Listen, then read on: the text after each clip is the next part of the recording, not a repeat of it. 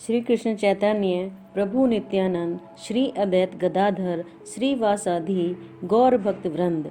हरे कृष्ण कृष्ण कृष्ण हरे हरे। आज मैं आपके लिए लेकर आई हूँ पाप मोचने एकादशी महात्म्य।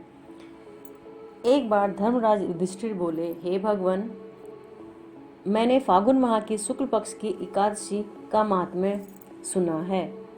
आप चैत्र मास के कृष्ण पक्ष की एकादशी के बारे में बतलाइए।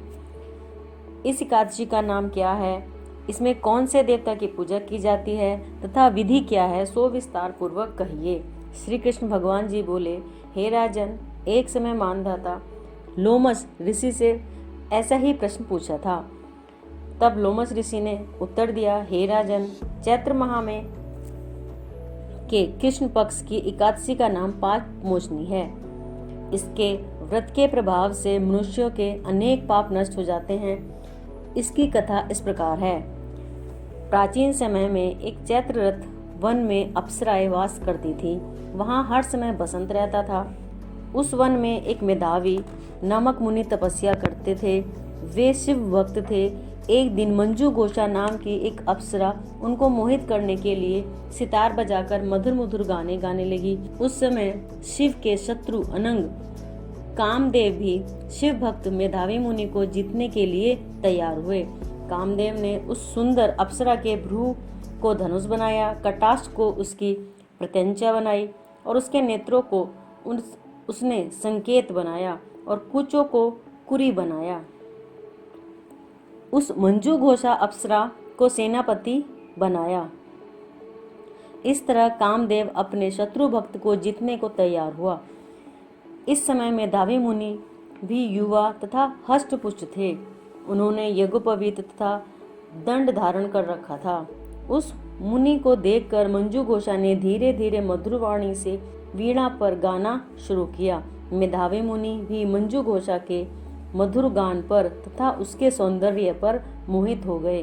वह अप्सरा उन मुनि को कामदेव से पीड़ित जानकर आलिंगन करने लगी। वह मुनि और उसके सौंदर्य पर मोहित होकर शिव रहस्य को भूलकर और काम के वशीभूत होने के कारण उन्हें दिन और रात का कुछ भी ध्यान न रहा।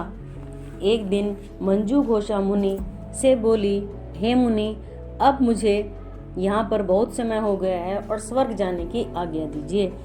उस अप्सरा के ऐसे वचनों को सुनकर मुनि बोले, हे सुंदरी, तू तो आज इस संध्या को ही आई है, अभी प्रातः काल तक तो ठहरो। मुनि के वचनों को सुनकर वह उनके साथ रमण करने लगी और बहुत समय बिता दिया। फिर उसने मुनि से कहा, हे मुनि देव, अब आप मुझे स्वर्ग को जाने की आज्ञा दीजिए।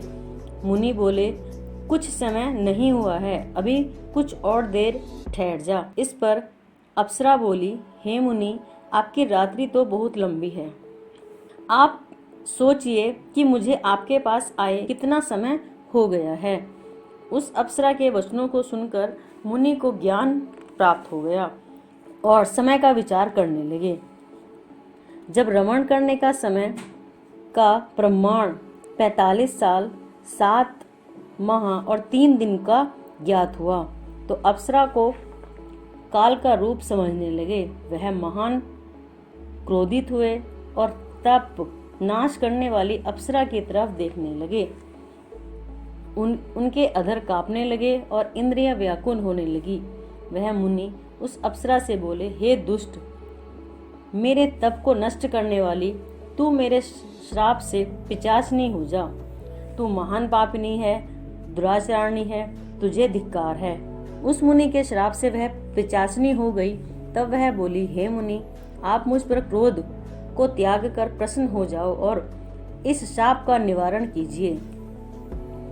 तब मुनि को कुछ शांति मिली और पिशाचनी से बोले, रे दुष्ट, मैं शाप से छूटने का उपाय बतलाता हूँ। चैत्र माह के कृष्ण पक्ष की जो एकादशी है, उस एकादशी का नाम पाप मोचनी है। उस एकादशी का व्रत करने से तेरी पिशाचनी की देह छूट जाएगी। इस प्रकार मुनि ने समस्त विधि आदि बतला दी और अपने पिता च्युवन ऋषि के पास गए। च्युवन ऋषि अपने पुत्र को देखकर बोले, रे पुत्र, तूने यह क्या किया? तेरे समस्त तप नष्ट हो गए हैं। मेधावी बोले, हे पिताजी, मैंने बहुत बड़ा पाप किया है, आप उसके छूटने का कोई उपाय बतलाइए। च्युवन ऋषि बोले, हे तात, तुम चैत्र माह के कृष्ण पक्ष को पाप मोचने एकादशी का व्रत विधि सहित भक्ति पूर्वक करो। वचनों को सुनकर मेधावी ऋषि ने पाप मोचने एकादशी का विधि पूर्वक उपवास किया। उसके प्रभाव से उनके समस्त पाप नष्ट हो गए। मंजू घोषा अप्सरा भी पाप मोचनी एकादशी का व्रत करने से पिशाचिनी की देह से छूट गई और सुंदर रूप धारण करके स्वर्गलोक को चली गई। लोमश बोले, हे राजन, इस पाप मोचनी एकादशी के प्रभाव से सब पाप नष्ट हो जाते हैं। इस एकादशी के कथा को पढ़ने व सुनने वाले को 1000 गोदान करने का फल मिलता है। इस व्रत के करने से ब्रह्म हत्या करने वाले तथा अगम करने वाले आदि के पाप नष्ट हो जाते हैं और अंत में स्वर्ग को जाते हैं। बोलो एकादशी की जय।